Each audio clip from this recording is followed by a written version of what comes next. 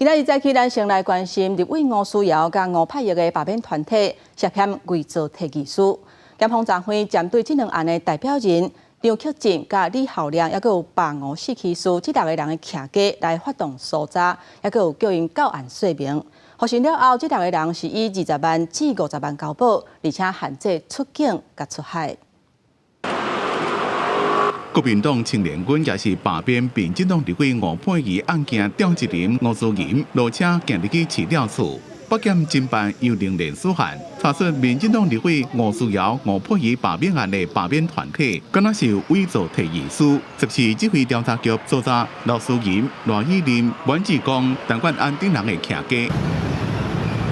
罢免民进党立委吴思瑶的提案人张启进也行入去市调处，被搜查约谈的唔那是罢吴四技师，还有张启进加罢吴佩仪带头人李孝良，总共6个人以被告身份约谈。另外包括刘思莹的翁婿，还有担心死亡人数会互后生触发的李孝良的妈妈等5人，以证人的身份约谈。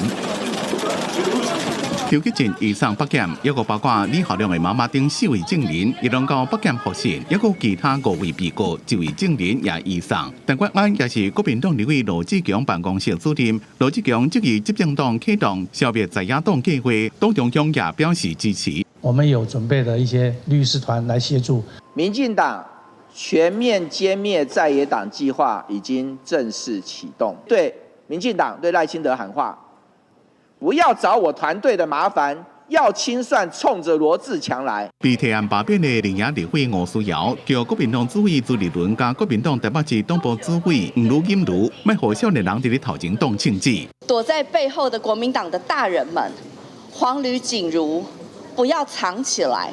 朱立伦，不要躲在年轻人的身后。希望司法能够秉公来处理，然后把事实来厘清。 检察官透明进行了，今仔透早甲李孝良的老母加张启进等5个人请回，并且甲林瑞甲列做被告。另外有林罗思莹、罗以林、阮志光50万交保，李孝良、林瑞30万交保，陈冠安20万交保，6个人拢限制出境出海。公司新闻综合报道。